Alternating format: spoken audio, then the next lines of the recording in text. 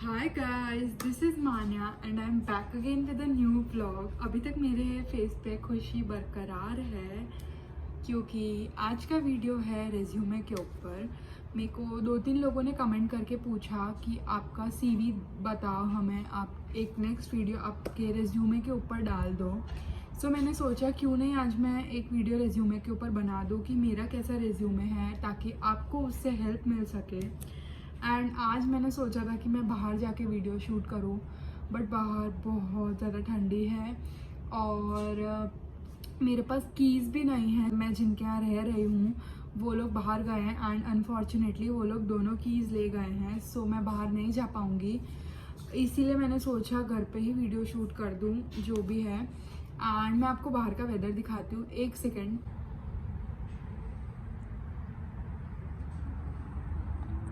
वो जो आपको दिख रहा है वहाँ, वो है, देखो गाइस, यहाँ से आपको सीएन टावर दिख रहा है, वो रहा। इधर से सीएन टावर भी दिखता है, यहाँ से व्यू। सो सीएन टावर तो आपने देख लिया एंड देख लिया कि कितना क्लाउडी हो रहा है आज, पता नहीं वेदर अजीब ही है कुछ। सो अब चलते हैं आगे वीडियो में एंड बात करते हैं कैसे आप रेज्यूमे बना सकते हो। Stay tuned guys and watch this video till the end because this is gonna be very important. So guys, अगर आप रेज्यूमे बना रहे हो so make sure कि वो कैनेडियन फॉर्मेट में हो एंड वो 1 पेज का हो या 1.5 पेज का हो। उससे ज़्यादा लेंदी रेज्यूमे मत बनाना क्योंकि यहाँ पे लोग नहीं पढ़ेंगे, उन लोग को टू द पॉइंट चीज़ें चाहिए एंड आपके कीवर्ड्स जो है वो दिखने चाहिए, जो आपकी स्किल्स है वो दिखनी चाहिए, तो ही आपका रेज्यूमे अप्रूव होगा। नहीं तो नोबडी गिव्स अ डैम, आप 2-2 पेज का 3-3 पेज का बना दोगे, दैट डजंट मेक सेंस क्योंकि यहाँ कोई नहीं पढ़ने वाला। सो अभी स्क्रीन पे मैं अपना रेज्यूमे लगा दूंगी तो आपको आइडिया आएगा। मेरा 2 पेज का रेज्यूमे था क्योंकि मैंने थोड़ा स्पेसिंग वगैरह करके लिखा था एंड मेरा वर्क एक्सपीरियंस मैंने थोड़ा लेंदी लिखा था, तो 2 पेज तक इनफ है। बट उससे ज़्यादा प्लीज़ गाइज, उससे ज़्यादा बड़ा मत बनाना। सो अब देखो मेरा रेज्यूमे, मैंने पहले अपना नाम लिखा है एंड मैं कौन सी सिटी में रहती हूँ एंड कौन से प्रोविंस में रहती हूँ। सो ये बहुत ज़्यादा इंपॉर्टेंट है कि आप मेंशन करो कि आप कौन सी सिटी में हो एंड कौन से प्रोविंस में हो। लोग अपना पोस्टल कोड भी डालते हैं बट मैंने नहीं डाला। If you want you can add, but कोई सेंस नहीं है मतलब। और कभी भी पूरा एड्रेस अपना मत डालो, सिर्फ अपना सिटी एंड प्रोविंस डाल दो।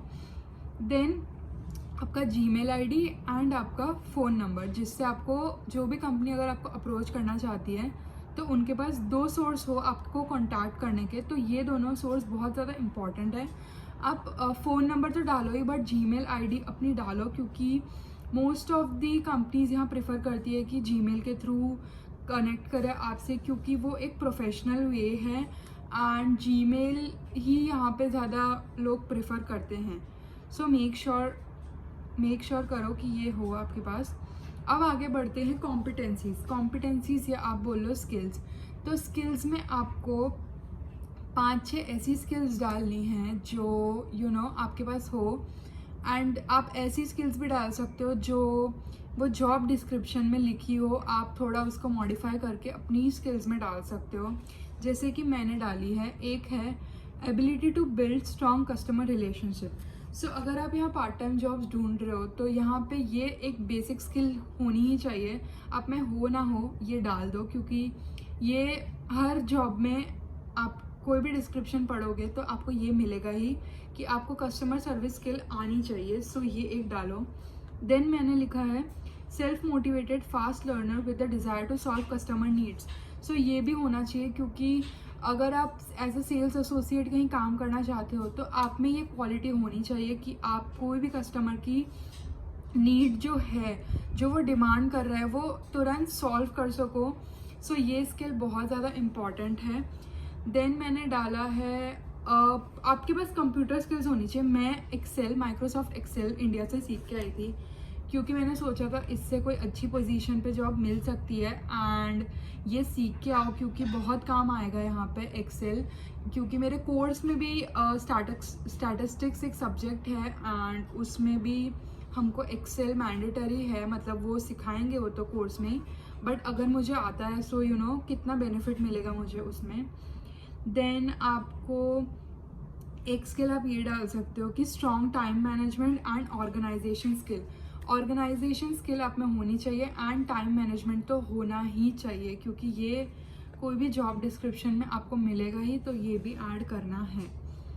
देन आप डाल सकते हो, मैंने डाला है willing to assist in a professional friendly and efficient manner. ये एक बेसिक सा स्किल है, ये आपको डालना हो तो आप डाल सकते हो, वरना आप अपने स्किल्स ऐड कर सकते हो जो जो आपके पास है। इसमें आप कम्युनिकेशन स्किल्स के बारे में भी डाल सकते हो, ये भी एक अच्छा पॉइंट है। मैंने नहीं डाला, मैंने 2-3 रिज्यूमे बनाए हैं, तो मे बी मैंने दूसरे रिज्यूमे में ऐड किया है। कॉम्पिटेंसीज के बाद बात करते हैं वर्क हिस्ट्री की। अब वर्क हिस्ट्री में क्या रहता है कि आपने बैक इन इंडिया आप क्या एक्सपीरियंस लेके आए हो।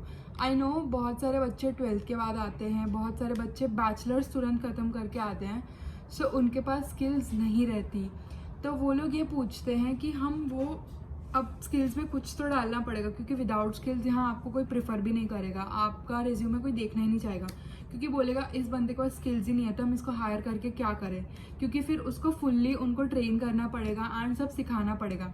बट इन कंपैरिजन टू जिस बंदे के पास स्किल्स होगी उसको कंपनीज ज़्यादा प्रेफर करेगी, क्योंकि उनको अपना ज़्यादा उनके कम रिसोर्सेज यूज़ होंगे, उनको कम ट्रेनिंग देनी पड़ेगी जो बंदा ऑलरेडी वर्क एक्सपीरियंस लेके आया है।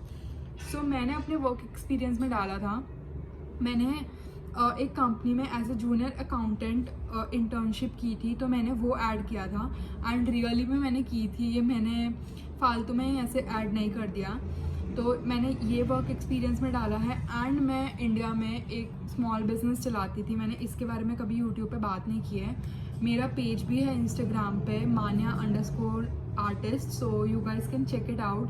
मैं कनाडा में भी सोच रही हूँ ये बिज़नेस सेटअप करूँ एंड धीरे धीरे आई एम ट्राइंग, क्योंकि अभी मुझे थोड़ा मार्केट यहाँ का समझना पड़ेगा एंड कैसे क्या वर्क करता है मुझे सब समझना पड़ेगा। सो धीरे धीरे वो भी मैं सेटअप करूँगी।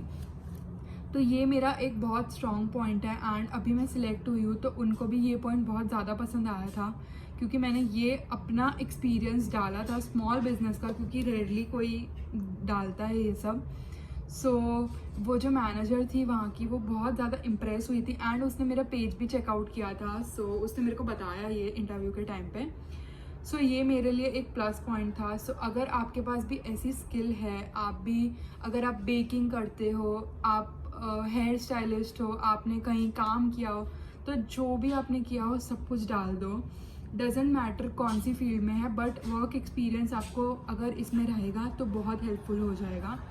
एंड अब मैं बताती हूँ, अगर आपके पास कोई भी वर्क एक्सपीरियंस नहीं है तो गाइज कुछ भी डाल दो। आप डाल दो कि मैंने डीमार्ट में एज अ कैशियर काम किया है, मैंने कोई भी कंपनी में as a data entry clerk जो होते हैं वो काम किया है, बैंक में एज अ बैंक टेलर काम किया है। वो लोग सिर्फ आपका वर्क एक्सपीरियंस देखेंगे एंड मे बी इंटरव्यू में उसके रिलेटेड क्वेश्चन पूछेंगे। सो जब भी इंटरव्यू हो तो थोड़ा उस बारे में, उस जिस भी एरिया का, जैसे आपने कैशियर के रिलेटेड डाला है तो उस एरिया के बारे में थोड़े क्वेश्चंस पढ़ के आप जाओ, तो कोई फ़र्क नहीं पड़ता। वो लोग इंडिया मतलब कॉल करके नहीं पूछेंगे कि इज़ इट इन्होंने सीरियसली इंटर्नशिप की थी। अगर आपने डीमार्ट में इंटर्नशिप की है एज अ कैशियर तो वो लोग कॉल करके नहीं पूछेंगे। सो कुछ भी डाल दो, अगर एक्सपीरियंस होगा तो जॉब मिलने के चांसेस बहुत ज़्यादा हाई हो जाएंगे। सो ये बात हो गई वर्क एक्सपीरियंस की। अब यहाँ पे क्या होता है कि लोग देखते हैं आपने वॉलंटियर कहाँ कहाँ किया है।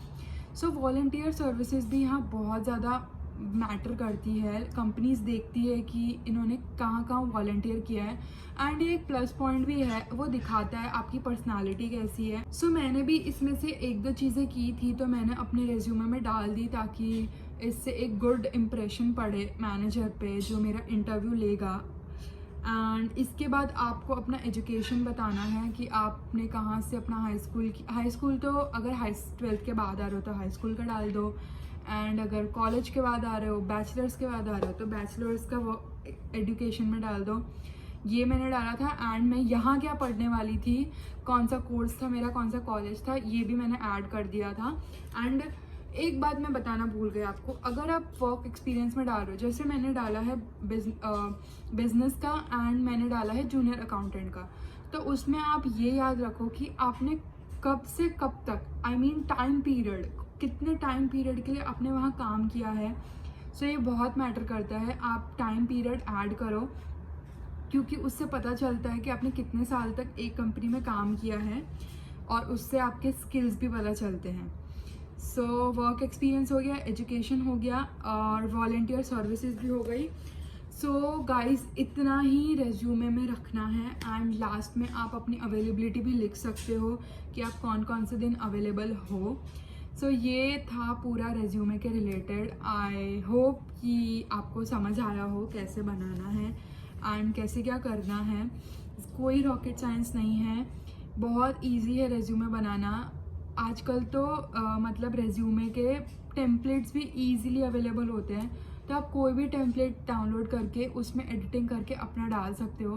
बट मैंने माइक्रोसॉफ्ट वर्ड पे खुद के हिसाब से पूरा रेज्यूमे बनाया था, मैंने कोई टेम्पलेट वगैरह यूज़ नहीं किया था। सो मुझे आइडिया नहीं है टेम्पलेट्स वगैरह कैसी रहती है।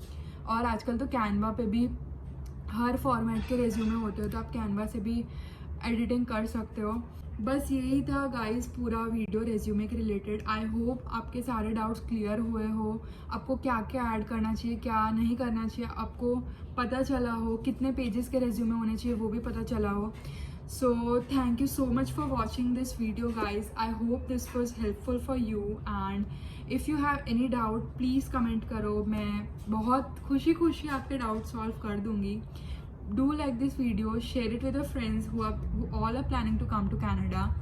Bye.